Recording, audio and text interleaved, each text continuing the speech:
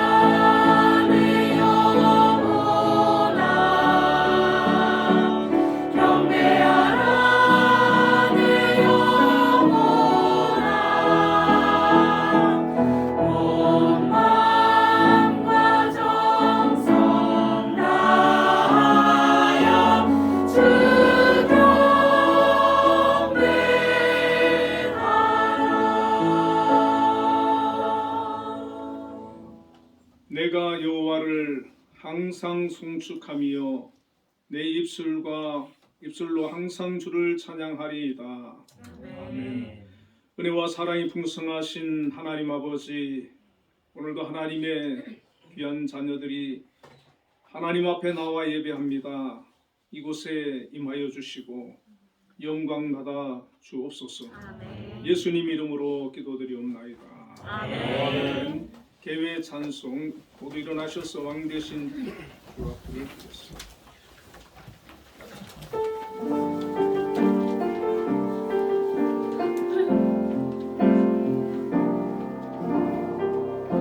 햇살보다 밝게 빛나는 주의 영광,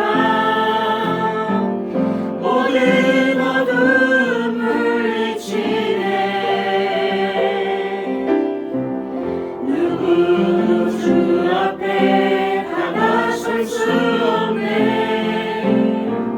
주의 거룩한 보좌 앞에 오직 주의 보혈, 주의 긍휼을 의지하여 나아가리. 왕 되신 주 앞에 나 경배합니다. 주님만 찬양받기 합당하시니 큰 존귀와 영광 홀로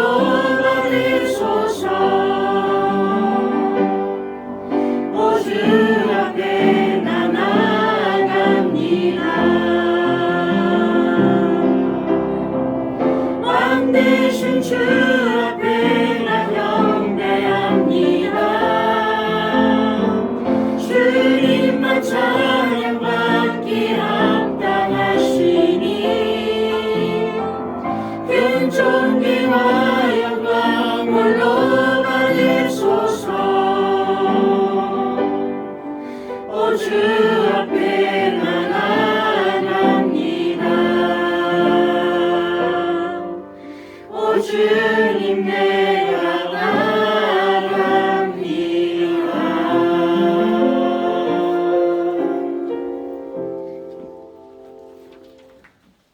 사도신경으로 신앙 고백하시겠습니다.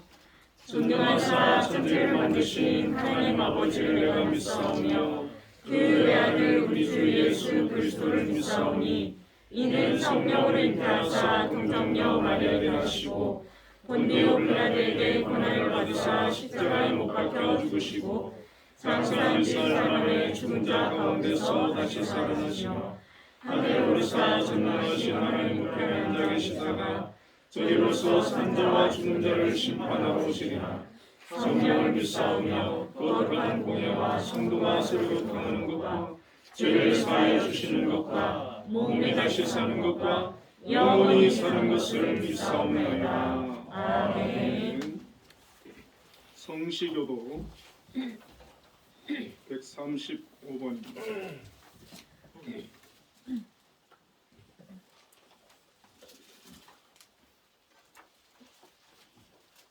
그의 위에 여호와의 영 곧 지혜와 총명의 영이요 모략과 재능의 영이요 지식과 여호와를 경외하는 영이 강림하심이니 오직 하나님이 성령으로 이것을 우리에게 보이셨으니 성령은 모든 것 곧 하나님의 깊은 것까지도 통달하시느니라. 내가 아버지께 구하겠으니 그가 또 다른 보혜사를 너희에게 주사 영원토록 너희와 함께 있게 하시니 그는 진리의 영이라.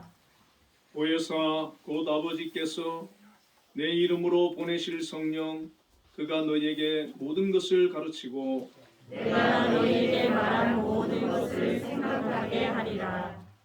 오직 성령이 너희에게 임하시면 너희가 권능을 받고 예루살렘과 온 유대와 사마리아와 땅끝까지 이르러 내 증인이 되리라 하시니라. 아멘. 모두 자리에 앉으셔서 예배 찬송 189장을 부르겠습니다.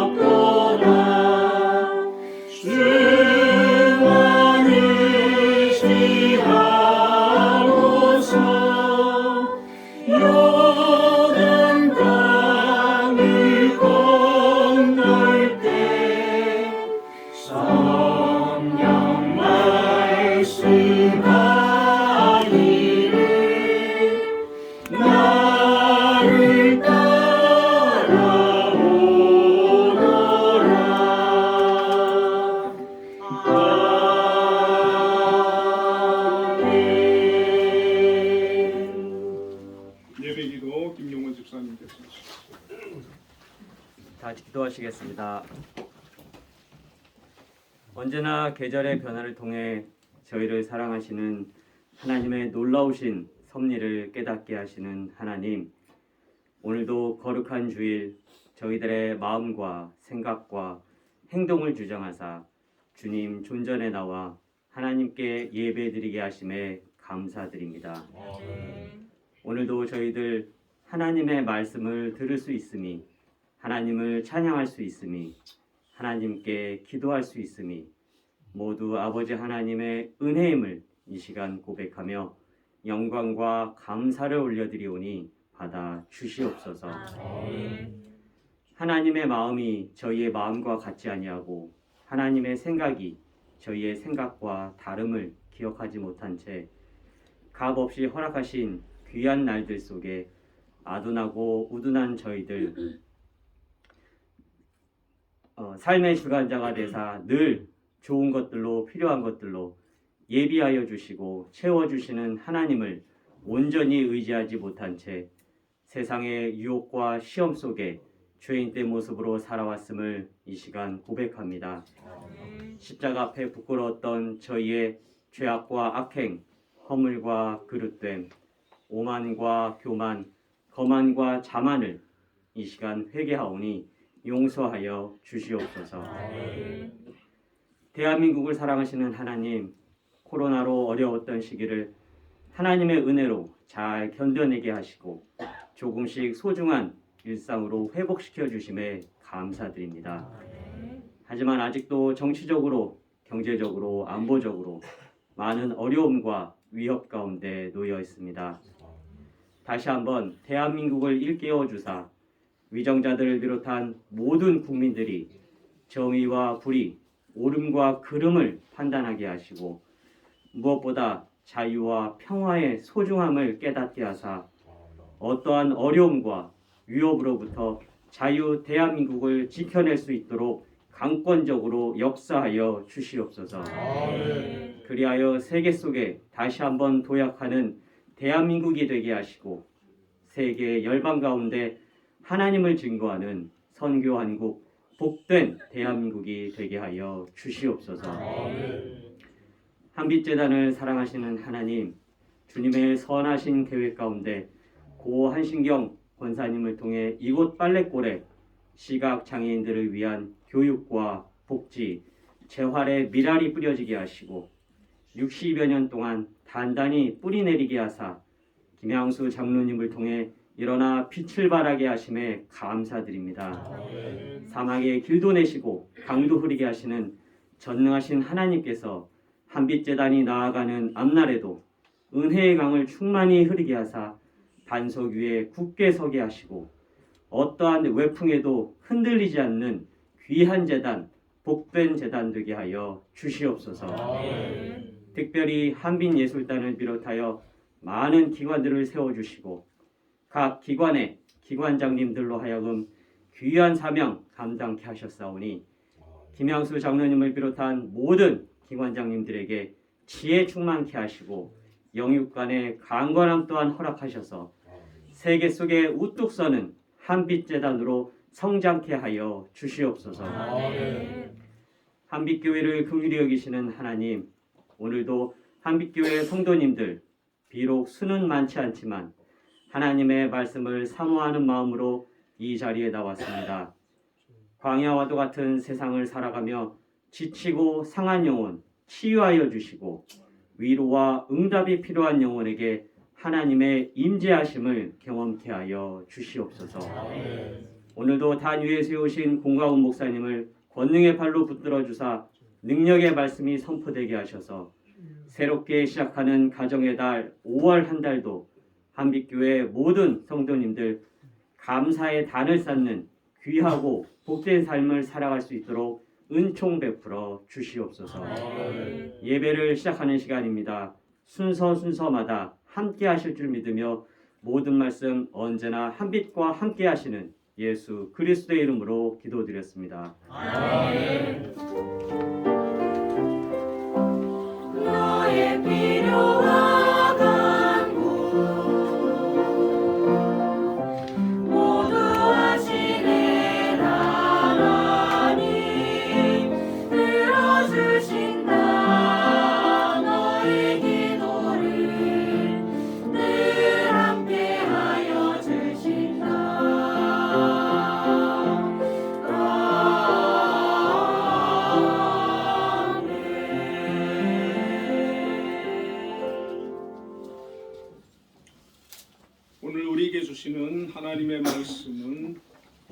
사도행전 1장 4절과 5절 말씀 우리 함께 읽도록 하겠습니다.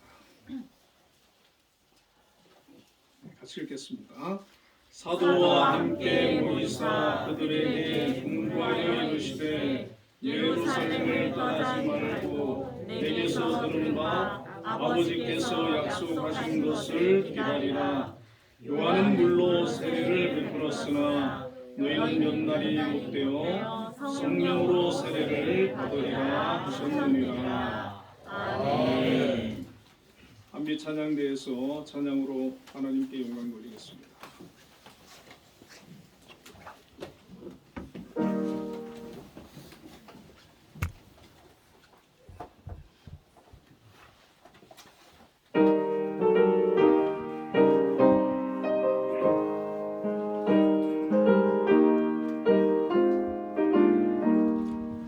성령의 봄바람 불어오니 믿음의 새싹이 움터오고 성령의 단비로 흡족하니 메마른 영혼을 적셔주네. 불같은 성령이 마시니 마음의 기쁨 넘쳐나네. 성령의 생수를 마시는 자 갈급한 심령이 해갈되고 성령의 충만함 받은 자는 마음의 평안을 누리겠네. 성령의 감동 받은 자는 주님의 사랑 깨닫겠네.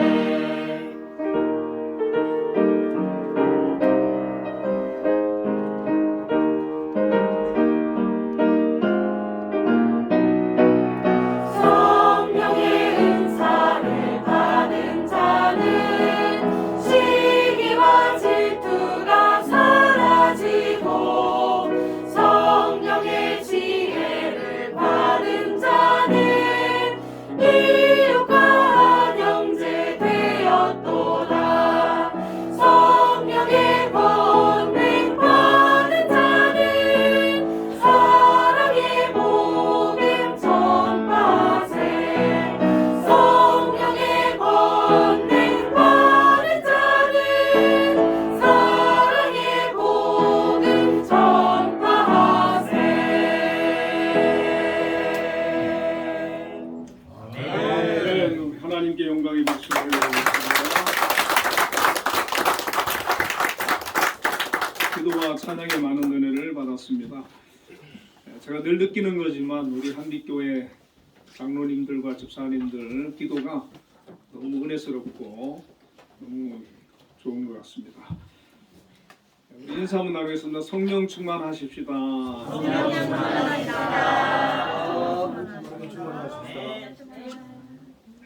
오늘 본문의 말씀을 가지고 떠나지 말고 기다리라는 제목으로 함께 은혜를 나누겠습니다.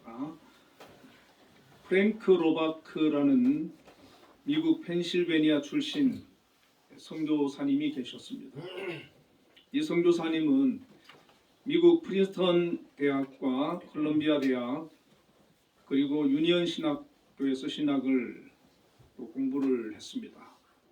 이분은 미국에서 사역을 하지 않고 필리핀에 선교사로 갔습니다. 그는 대학 학장을 역임하기도 했고 또 신학교를 설립하고 세계 문맹 퇴치 선교회를 설립을 해서 매우 열정적으로 사역을 했습니다. 미국에서 선교사로는 유일하게 우표에 그의 얼굴이 등재되었고 또 세계 2차 대전 후에는 미국의 외교 정책에도 큰 영향력을 끼쳤던 그런 분입니다. 그런데 이 선교사님이 나이가 45세가 될 때까지 신앙생활에 고민과 갈등이 있었다고 합니다. 그 고민은 과연 하나님께서 나와 함께 하시고 계시는가? 또 순간순간 내가 하나님의 임재를 느끼고 살아갈 수 있는 것일까? 하나님의 품에서 잠들고 또 하나님의 임재 안에서 깰 수 있을까? 더 나아가 하루 24시간 동안 나는 하나님과 함께하고 하나님의 친밀감을 느끼면서 살 수는 없을까라고 하는 고민이었습니다. 그는 45년 동안 신앙생활을 하고 하나님을 믿었지만 그의 삶 속에 하나님이 나와 함께 하신다라고 하는 그런 확신이 적었다는 것입니다. 그래서 그는 한 가지 실험을 했다고 합니다. 매 순간 하나님을 바라보고 하나님의 인도를 경험하는 것을 의도적으로 연습하고 또 훈련해 보기로 한 것입니다. 그의 목표는 매분마다 1분마다 자신이 하나님을 생각하고 하나님을 떠올리고 하나님께 질문을 하고 하나님의 응답을 받고 하나님의 인도를 받는 것을 목표로 삼았습니다. 그래서 그는 아침에 눈을 뜨면서부터 하나님을 떠올리고 하나님을 찾기 시작했습니다. 하나님, 제게 오늘 하루를 주심을 감사합니다. 하나님, 오늘 하루는 제가 어떻게 살기를 원하십니까? 제게 어떤 말씀을 하시기를 원하십니까? 계속해서 하나님께 질문하고 하나님의 말씀을 듣고자 노력을 했습니다. 그런데 이것이 생각처럼 쉽지가 않았다고 합니다. 그의 말에 의하면 마치 나는 물살을 거꾸로 헤쳐 올라가기 위해 노를 젓는 사람 같았다. 하나님을 떠올리며 하나님을 찾고 또 하나님의 뜻을 발견하고 하나님과 함께하는 그런 노력을 하는 것이 쉽지가 않았다는 겁니다. 물살을 거꾸로 올라가는 노를 짓는 것이 얼마나 고되고 힘든 일이겠습니까? 그처럼 쉽지 않았다는 것이죠. 그럼에도 불구하고 그는 계속해서 하나님을 찾고 하나님의 말씀을 듣기를 원하고 귀를 기울이고 기도를 끊이지 않았습니다. 모든 사람을 만날 때에도 그 사람의 어떤 외적인 것을 보고 그 사람을 판단하는 것이 아니라 그 영혼을 바라봤다고 합니다. 어느 순간부터 그것이 30분 간격으로 되어지기 시작했다고 합니다. 그러면서 점점 시간이 줄어들면서 나중에는 1분마다 한 번씩 하나님을 떠올리고 하나님을 찾고 또 하나님의 음성을 듣게 되었다고 합니다. 그의 일기에 이런 내용이 있습니다. 보이지 않는 손이 내 손을 잡아 이끄시고 또 다른 손이 앞에서 내 길을 인도하신다는 의식이 내 안에서 날마다 자라가고 있습니다. 하나님은 더 이상 낯선 분이 아니십니다. 온전히 내 안에 계시며 나를 인도하십니다. 그는 6개월이 지나고 나서부터는 정말 하나님이 나와 함께 계신다라고 하는 확신을 가지게 되었고 그 고백 속에서 평생 하나님의 임재 속에서 하나님과 동행하며 함께 모든 것을 할 수 있었다는 것입니다. 이 프랭크 로바크 선교사님이 내가 더 하나님을 알고자 하나님과 함께하고자 그분과 친밀한 그리스도인이 되고자 결심하고 힘들지만 그 노력을 했을 때 그는 그런 삶을 살 수가 있었다라고 하는 것입니다. 그가 살면서 어떤 업적을 이루었느냐, 그가 어떤 삶을 살았느냐, 그것보다 더 중요한 것은 이 사람이 하나님과 함께했고 하나님과 한평생 동행하는 그런 삶을 살았다는 것, 이것이 너무나도 귀하고 아름다운 것입니다. 우리 주님께서는 제자들도 그리고 초대교회 성도들도 이 프랭크 로바크 선교사님과 같이 매일 삶 속에 하나님과 동행하면서 하나님의 사람으로 살아가기를 소원하셨습니다. 그리고 그렇게 살아갈 수 있는 방법을 알려주셨는데 그것이 오늘 본문에 기록된 내용입니다. 예수님께서 3년 동안 동고동락했던 제자들, 그들은 매 순간 하나님의 인도를 받고 하나님을 바라보는 것이 습관처럼 잘 되지를 않았습니다. 예수님께서 부활하신 후 40년 동안 그들과 함께 하셨음에도 불구하고 그 제자들은 여전히 하나님을 바라보는 그런 믿음의 모습이 없었습니다. 이렇게 예수님과 3년을 같이 동행하고 부활하신 예수님을 만나도 그 신앙과 삶이 크게 달라지지 않는다면 어떻게 해야 하는 것입니까?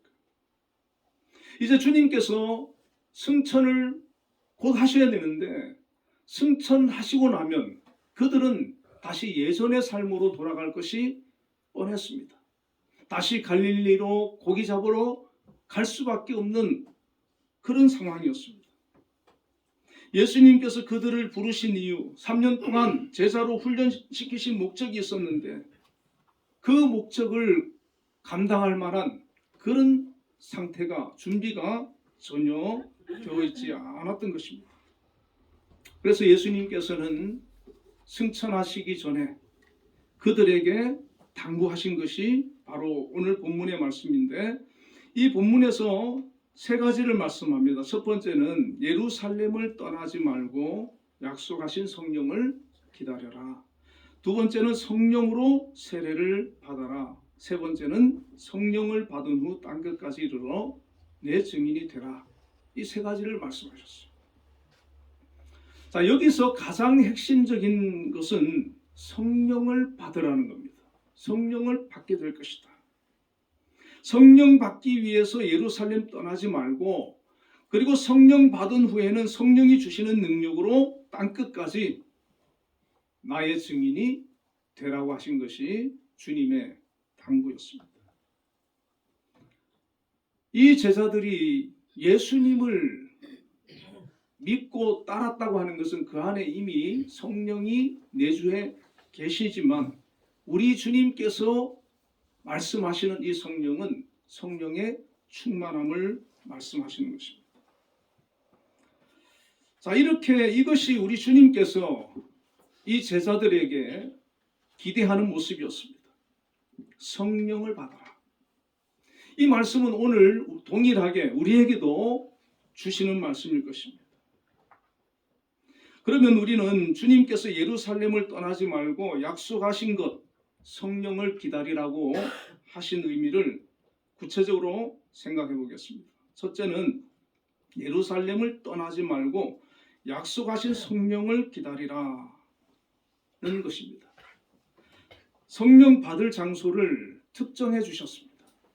갈릴리에서 받아도 되고 다른 곳에서도 받을 수 있지만 예수님께서 예루살렘에서 받으라고 하신 겁니다. 왜 예루살렘에서 받으라고 하셨겠습니까?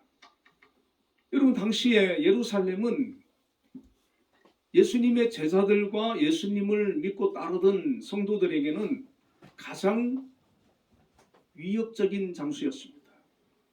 불과 40일 전에 예수님께서 십자가에 못 박혀서 처참하게 죽으셨던 장소고, 당시 유대 종교 지도자들은 예수님의 제자들과 예수님을 따르는 그런 사람들을 색출해서 죽이려고 하는 그런 시대였습니다. 제자들은 유대 종교자들의 그 눈을 피해 가지고 숨어 있던 상태였습니다. 그 예루살렘을 빨리 벗어나야 되는 그런 상황입니다. 주님께서 너희들이 빨리 그곳을 벗어나서 갈릴리로 가라. 내가 거기서 성령을 기다리라. 이렇게 얘기하는 것이 합리적일 것입니다. 그런데 예수님께서는 그 위험한 곳, 그곳에 머물러 있으라는 겁니다. 그리고 성령을 기다리라는 것입니다.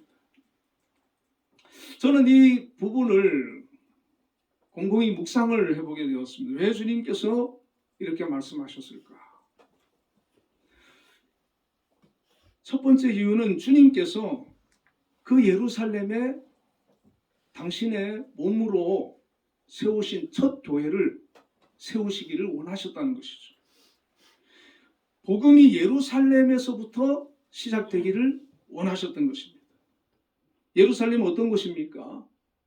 이 유대인들의 수도이지만 가장 역사적으로 상징적인 도시입니다.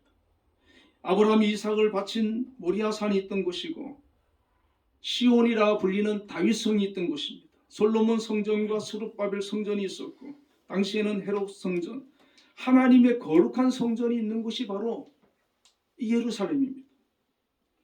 또한 예루살렘은 예수님께서 순환받으시고 십자가에 죽으셨다가 부활하시고 승천하신 곳입니다. 지금은 이 예루살렘은 이슬람 교도들과 유대인들과 기독교 모두에게 성지가 되어 있습니다. 어떻게 보면 세계적으로 가장 유명한 그런 도시 중에 한 도시가 바로 예루살렘입니다. 그래서 예수님께서는 그곳에 머물러 있으라는 겁니다.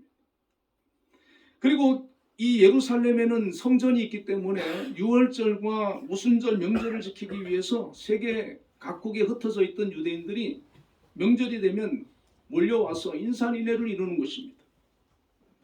팔레스타인뿐만 아니라 유대인 세계 각지에 흩어져 있던 이 유대인들이 그곳에 몰려들었을 때 교회가 세워지고 성령이 임하고 복음이 전파되어지면 이들이 다시 고국으로 돌아갔을 때에 그들이 그곳에서 선교를 하고 교회를 세우고 복음이 일순간에 온 세계로 전해지는 그런 효과를 보게 되는 것입니다.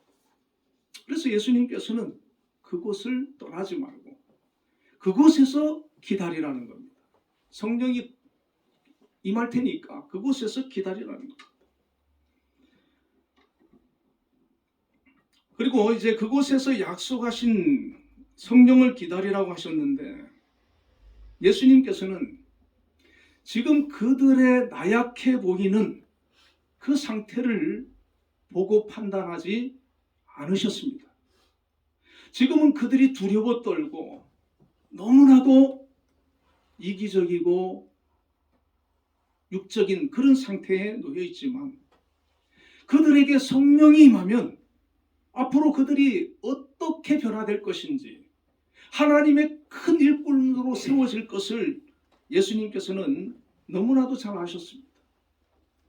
성령의 능력이 성령이 우리를 어떻게 변화시키고 우리를 어떻게 새 사람으로 만들고 어떻게 하나님의 일꾼으로 세워나가는지 우리 주님께서 너무나 잘 아셨습니다. 그렇기 때문에 성령을 기다리라고 하는 것입니다. 다른 것을 요구하신 것이 아닙니다. 단지 하나, 성령을 기다리라는 것. 이들이 계속해서 평범하게 살아갈 것인지 아니면 전혀 다른 차원의 믿음의 사람이 될 것인지 그것은 성령 충만에 있다는 것입니다. 이 제자들은 예수님의 마지막 말씀에 순종했습니다. 그들은 고향에 돌아가지 않았습니다. 목숨이 위태로울지라도 예루살렘을 떠나지 않고 성령을 기다렸습니다. 사실 예수님께서 500명의 성도들에게 나타나신 적이 있었거든요. 그렇다면 적어도 500명의 사람은 예수님의 부활을 목격했던 사람들이기 때문에 한 500명이 모여서 성령을 기다려야 되지 않습니까? 그럼에도 성경을 보면 120명만 모여 있었습니다. 여러분, 이 성령을 기다리고 성령 충만을 받는 이 120명에 속한 받는 저와 여러분이 되시기를 바랍니다. 네. 두 번째는 너희는 연날이 못되어 성령으로 세례를 받으리라 이렇게 말씀하셨습니다. 4절과 5절에 내게서 들은 바 아버지께서 약속하신 것을 기다리라. 요한은 물로 세례를 베풀었으나 너희는 연날이 못되어 성령으로 세례를 받으리라. 연날이 못되어 성령으로 세례를 받을 것이다. 예수님께서는 성령에 대한 말씀을 참으로 여러 번 하셨습니다. 요한복음 14장 16절에는 내가 아버지께 구하겠으니 그가 또 다른 보혜사를 너희에게 주사 영원토록 너희와 함께 있게 하리라고 하셨고, 요한복음 15장 26절에는 내가 아버지께로부터 너희에게 보낼 보혜사 곧 아버지께로부터 나오시는 진리의 성령이 오실 때라는 말씀하셨습니다. 예수님께서는 제자들에게 반복해서 거듭 약속하신 것이 바로 성령을 보내겠다. 성령이 오실 것이다. 성령을 기다려라. 성령을 받아라. 그리고 그 성령님이 오시면 그 성령님을 통해서 성삼위 하나님께서 너희와 영원히 함께 하시겠다는 것입니다. 여러분, 성령이 내 안에 임하시고 나와 함께 하시고 내가 성령의 사람이 되면 하나님이 나와 함께 하시는 것이거든요. 만왕의 왕이시고 이 세상을 지으신 그분께서 나와 함께 하시면 무엇이 두렵겠습니까? 무엇이 염려스럽고 무엇이 불안하겠습니까? 세상의 어떤 문제도 나에게 아무런 문제가 되지 않습니다. 그것이 바로 성령의 사람의 특징입니다. 이 성령님이 오시면 성령은 어디나 계시기 때문에 시간적 공간적 제약도 받지 않고 예수님을 통한 구원을 온 땅 위에 완성해 나가십니다. 뿐만 아니라 우리 믿는 자들과 함께 하시면서 우리의 삶과 사역을 주장하시고 인도해 나가시는 것입니다. 여러분, 성령이 오시면 성령께서 우리와 함께 하셔서 우리의 삶을 인도해 가시고 우리의 사역을 함께 해주시고 우리의 삶 속에 그분께서 하나님의 뜻을 이루어 가시는 것입니다. 그렇기 때문에 성령이 임하면 하나님께서 우리의 삶을 책임지시는 것입니다. 사도행전 2장 1절에서 4절에 예수님께서 약속하신 성령이 오순절날 나가의 다락방에 120명에게 임했는데, 자, 이때 그 성령이 임하실 때를 보면은 이 성령이 임하시고 났을 때 그들은 완전히 새 사람이 되었습니다. 이때 성령이 강림하시면서 새 시대가 열린 것입니다. 초대교회, 첫 교회가 성령 강림으로 인해서 마가의 다락방에서 시작되었습니다. 처음 그 교회가 이제 거기서 시작된 거예요. 예루살렘에 단지 120명이 모인, 그것도 숨어서 예배드리고 기도하는 그 작은 공동체, 성령이 임하니까 그때부터 복음이 온 세상을 향해서 뻗어나가게 되는 것을 볼 수가 있습니다. 이 초대교회의 마가다락방 이 교회의 모습, 그리고 이때 성령을 기다리고 기도하던 이 모습, 성령을 받은 이 성도들의 변화되는 모습, 그리고 그들의 삶과 사역을 통해서 하나님께서 일하시는 그 모습이 바로 우리 그리스도인들의 모델이 되는 것을 여러분 깨달으시길 바랍니다. 아멘. 그래서 우리가 성령 충만을 받으면 저렇게 되는구나, 저렇게 변하는구나, 저렇게 새로워지는구나, 그것을 우리가 이 사도행전을 통해서 느끼고 깨달을 수가 있는 것입니다. 자, 셋째는 성령을 받은 후 땅끝까지 이르러 내 증인이 되라고 하셨는데, 성령 충만을 받게 되면 나타나는 가장 큰 특징 중에 하나가 바로 복음에 대한 열정이 생기는 것입니다. 그전에는 그것이 없었어요. 어떤 사람을 봐도 예수 믿어라 전하지 않았어요. 관심이 없어요. 그런데 성령 충만을 받으면 가장 먼저 나타나는 현상이 영혼에 대한 그런 열정입니다. 지난주에도 말씀드렸지만 마태복음 28장 19절에서 20절에 보면 너희는 가서 이 세상 모든 사람들을 내 제자로 삼아 아버지와 아들과 성령의 이름으로 그들에게 세례를 베풀고 내가 너희에게 명한 모든 것을 지키도록 하라고 하셨는데, 증인이 되는 것, 복음을 전하는 것, 전도하는 것, 이것이 바로 성령으로 말미암는다는 것입니다. 또 사도행전 1장 8절에는 오직 성령이 너희에게 임하시면 너희가 권능을 받고 예루살렘과 온 유대와 사마리아 땅끝까지 이르러 내 증인이 되리라 하셨는데, 증인이 되는 것, 이것이 바로 성령이 임할 때, 성령 충만함이 우리에게 임할 때 나타나는 가장 큰 변화라고 하는 것입니다.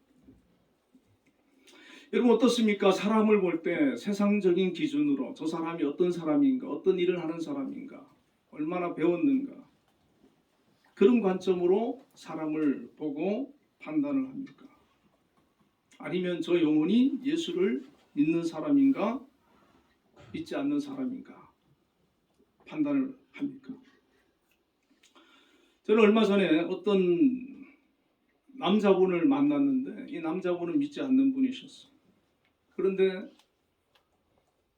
부인을 만났는데요, 며칠 지난 후에 부인이 어느 교회 집사님이래요. 얼마나 반가운지요. 믿지 않는 사람을 볼 때는, 만났을 때는 예수 안 믿는 거에 대해서 이렇게 안타까움이 있는데, 예수 믿는 사람을 만나니까 너무 반갑더라고요.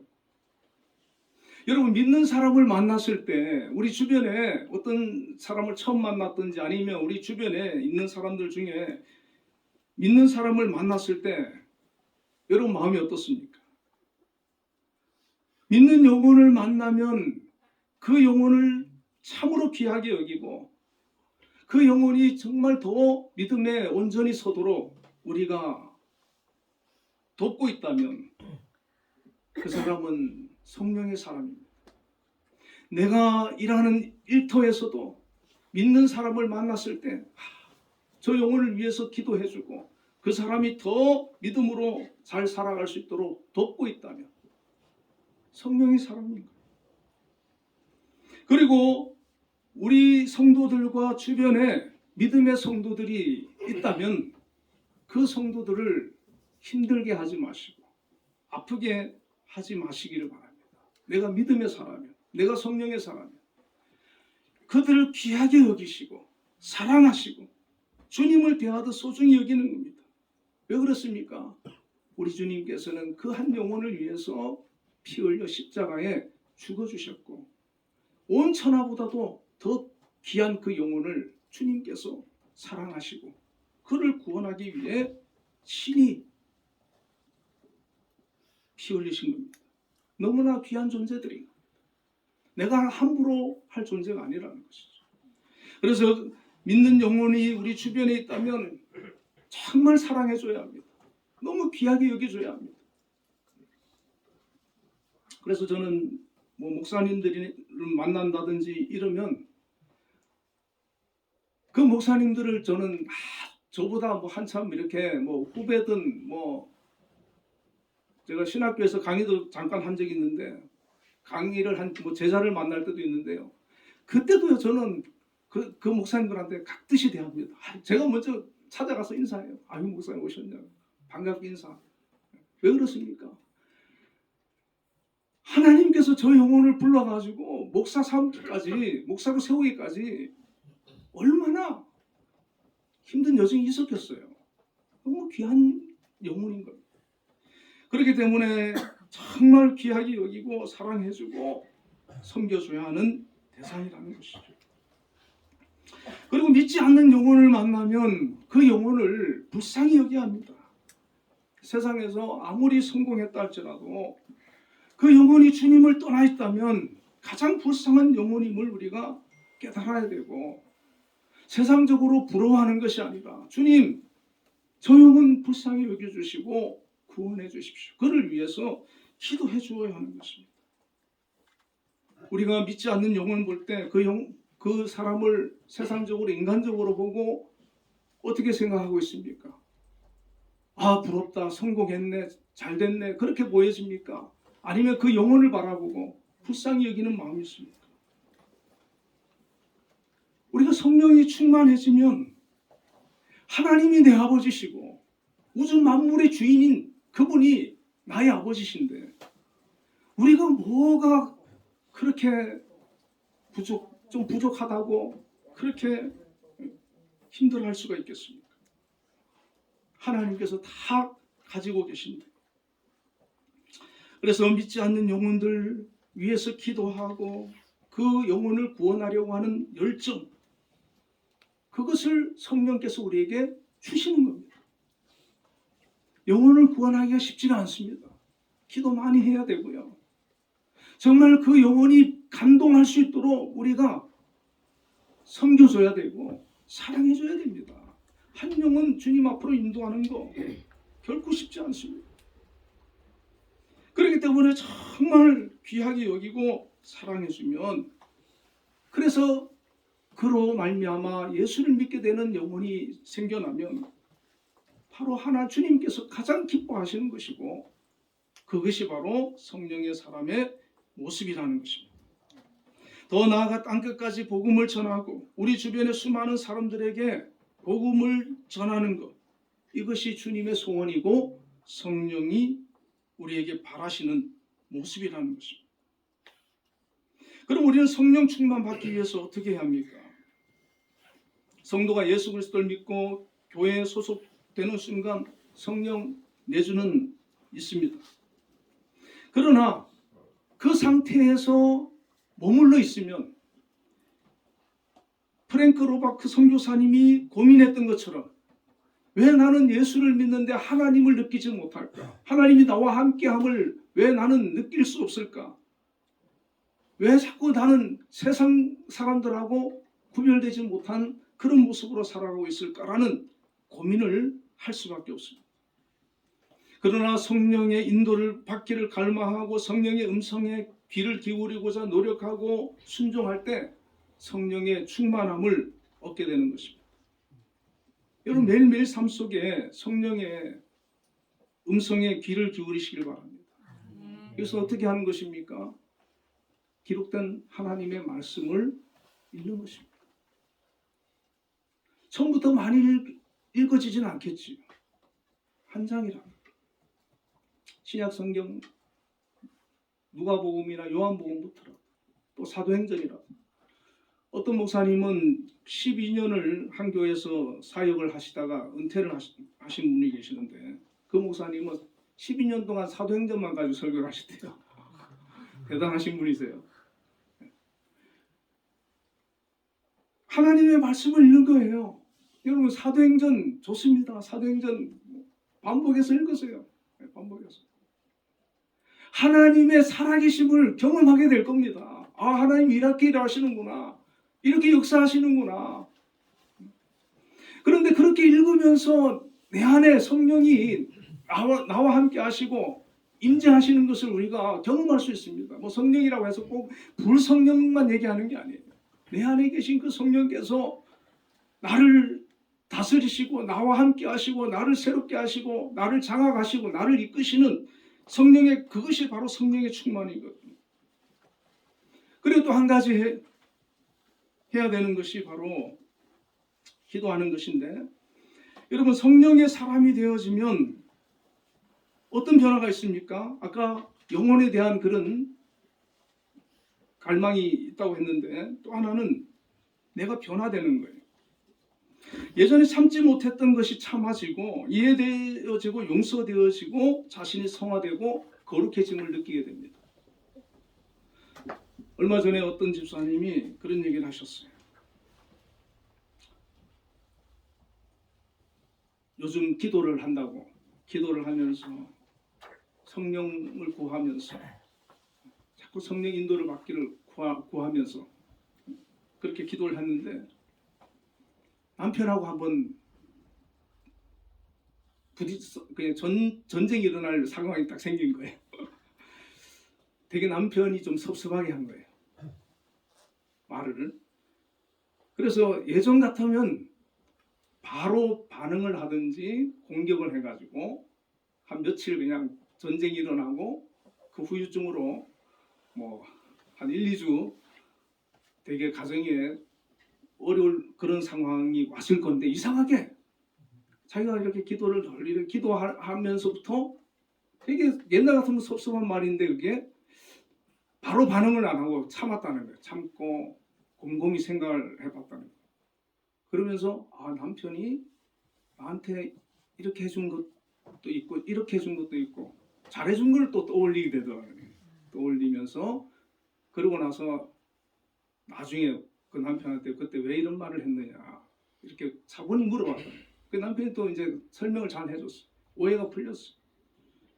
그러면서 그런 고백을 하는 거야. 이게 바로 성령의 감동이구나. 성령의 충만함이구나. 성령 충만하지 못할 때는 내 감정대로 즉각 반응이 나옵니다. 그러나 성령의 사람은 그 순간 참는 거예요. 견디는 거예요. 그리고 생각하는 거예요.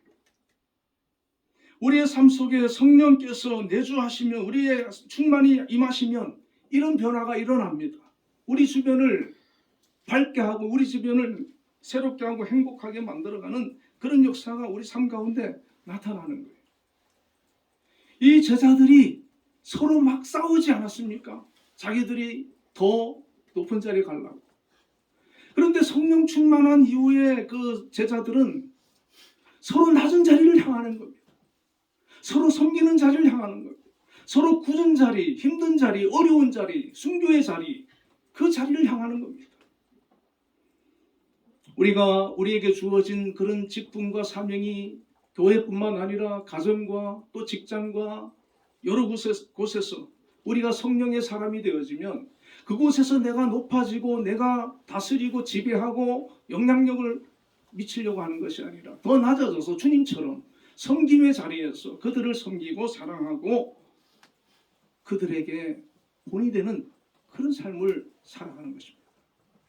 특별히 우리가 높은 자리에 있을 때는 당연히 높은 자리에 있으니까 대우를 받지요. 그런데 성령의 사람이 되어서 높은 자리에서 당연히 대우받는 것에 익숙한 것이 아니라 나를 낮춰서 섬겨보세요.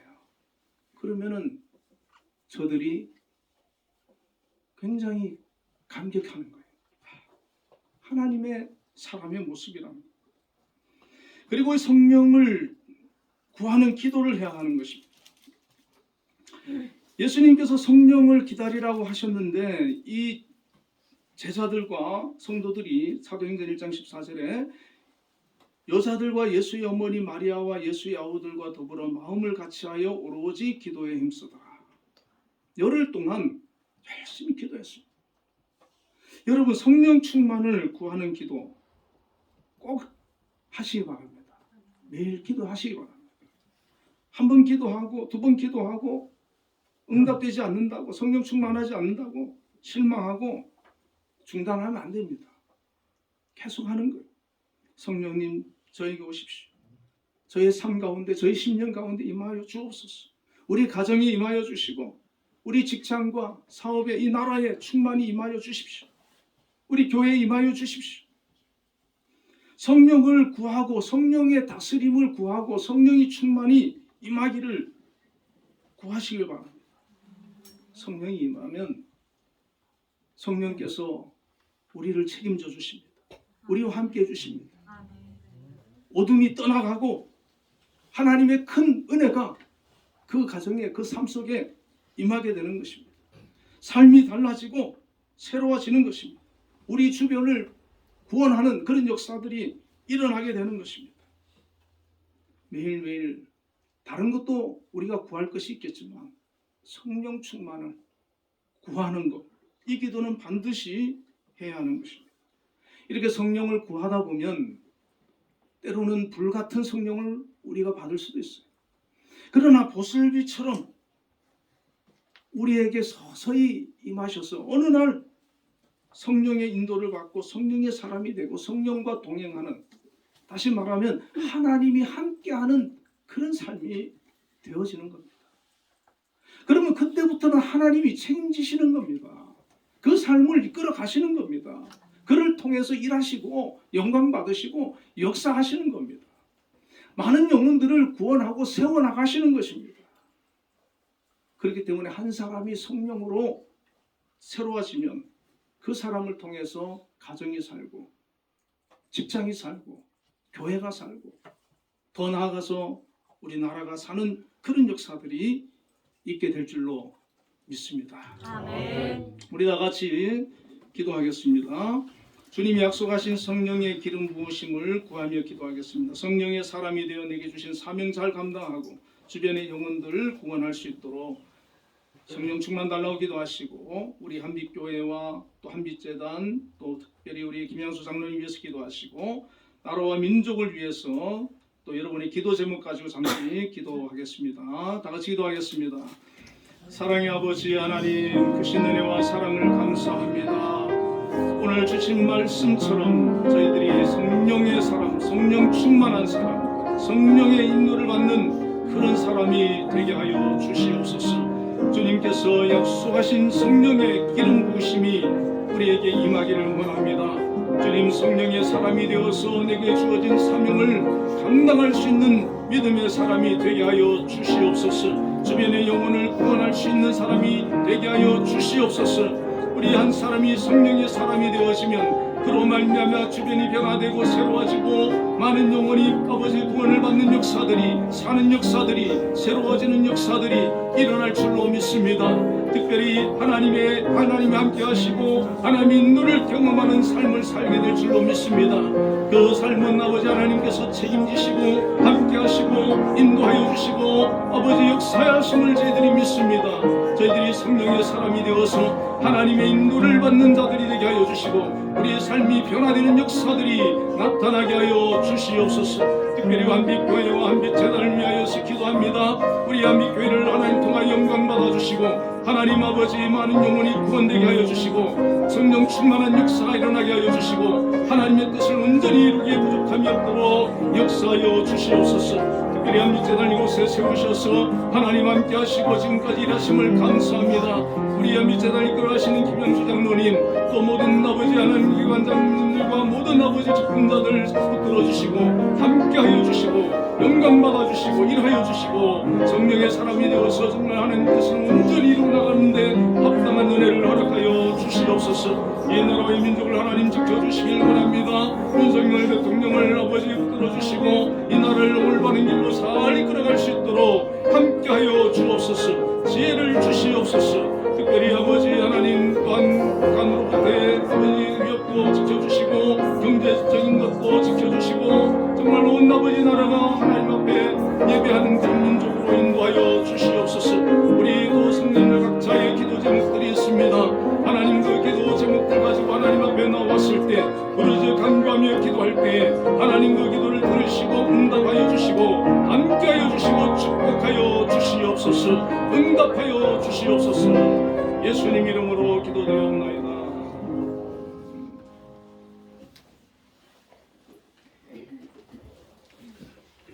응답 찬양 182장을 부르겠습니다.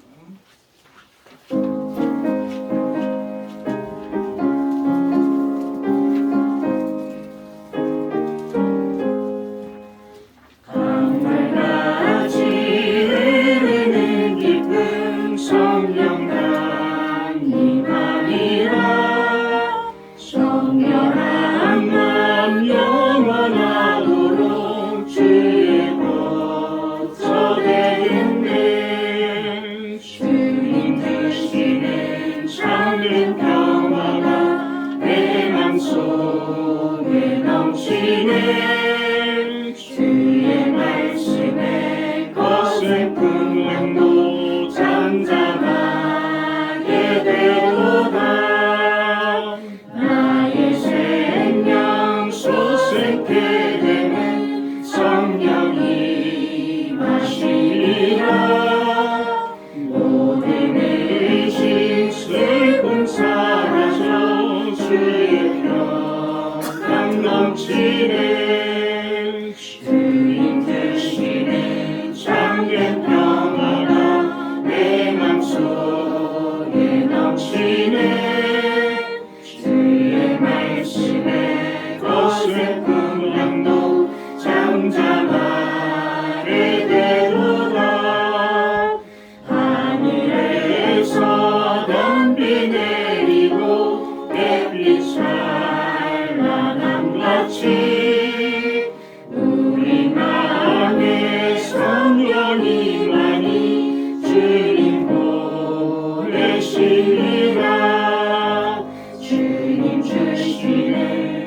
참된 평화가 내 마음속에 넘치네. 주의 말씀에 어설픈 양도 잠잠하게 되도다. 생명신에 넘쳐 흘러서 마른 광야 적시니 위의 열매 무르익어서 주스를 기다리네. 주님 주시는 참된 평화가 내 맘속에 넘치네. 주의 말씀에 어설픈 양도 잠잠하게 되도다. 놀라우신 주의 은혜로 그의 얼굴 뵙겠네. 평화로운 안식처에서 영원토록 쉬겠네. 주님 주시는 참된 평화가 내 맘속에 넘치네. 주의 말씀에 어설픈 양도 잠잠하게 되도다. 기도하겠습니다. 하나님 아버지, 크신 은혜와 사랑을 감사합니다. 우리를 구원하여 주시고 하나님의 자녀로 백성으로 삼아주심을 감사해서 오늘도 하나님 앞에 예배자로 나와 영광 돌리게 하셨습니다. 또 정성을 다하여 귀한 예물 준비하여 하나님 앞에 드렸습니다. 하나님이 드린 손길들을 기억하여 주시고 하나님 함께 하시며 은혜로 역사하여 주시옵소서. 11조를 구별하여 드렸습니다. 하나님, 어려운 시대지만 또 일할 수 있는 귀한 일터, 직장, 사업장 허락해 주심을 감사드립니다. 하나님, 그곳에서 주어진 일 우리 성도님들 잘 감당할 수 있게 하여 주시고 특별히 성령의 사람으로 본이 되는 그런 아름다운 모습들이 나타나도록 인도하여 주옵소서. 특별히 우리 한빛재단 하나님 이곳에 세우시고 오늘까지 성장하며 발전하며 세계를 향하여 나아갈 수 있도록 축복해 주심을 감사합니다. 우리 한빛재단을 이끌어 가시는 우리 김양수 장로님 하나님께서 세우시고 오늘까지 붙들어 주시고 함께 해 주심을 감사합니다. 앞으로도 변함없이 함께 하여 주시고 동행하여 주시고 역사하여 주시고 응답하여 주시고 축복하여 주시옵소서. 지혜와 명철을 주시고 계획하는 모든 것이 하나님 보시기에 선하게 하시고 또 그로 인하여 아름다운 열매들을 맺어 나갈 수 있도록 역사하여 주옵소서. 또 하나님 세우신 기관장님들과 또 모든 직원들 하나님께서 구별하여 택하여 세워주셨습니다. 그 맡은 일을 잘 감당할 수 있도록 믿음과 능력을 주시고 그 기관이 발전 성장하게 하시고 어려움이 없도록 지켜주시고 눈동자처럼 지키시며 보호하여 주옵소서. 아버지 하나님, 또한 우리 한빛교회도 이곳에 세워주시고 하나님 앞에 예배하는 그런 귀한 교회로 사용하여 주심을 감사합니다. 앞으로도 변함없이 하나님 앞에 크게 쓰임받고 영광 돌리는 그런 귀한 교회가 되어지도록 성령께서 늘 역사하여 주옵소서. 우리 신동승 목사님을 세우셔서 또 이 교회를 오랫동안 섬기게 하시고 오늘까지 배후에서 기도하고 계십니다. 건강을 지켜주시고 우리 목사님, 사모님 앞으로의 모든 삶 속에 하나님 큰 은혜로 함께하여 주옵소서. 또 장로님 세워주셨습니다. 이 교회에 정말 아름과 hul과 같은 그런 기둥으로 세워주셨사오니 이 교회를 든든히 세워나가며 지켜나가기에 합당한 은혜를 허락하여 주옵소서. 단수 집사님들 세워주셔서 교회의 주적인 역할을 감당하고 있습니다. 정말 하나님 이 교회 큰 일꾼으로 세움받아 나갈 수 있도록 함께하여 주시며 우리 권사님들 배후에서 기도의 어머니들로서 이렇게 헌신하고 있사오니 그 기도를 들으시고 역사하여 주옵소서.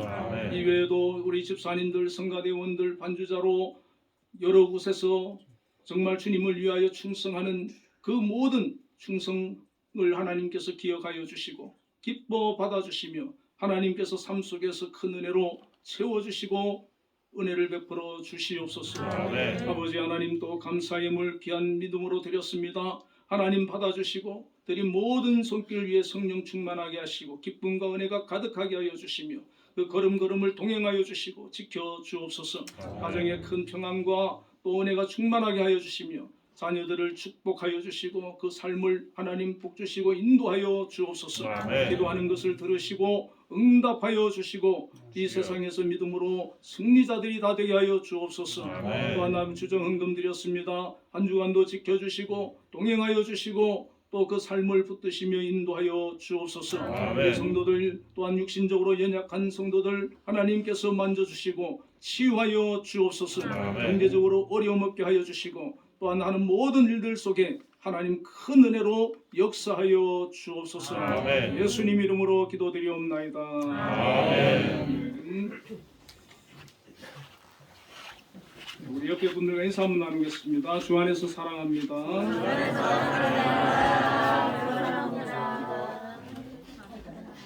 장로님 뭐 특별한 광고 없으셨습니까? 네, 우리 모두 일어나셔서 635장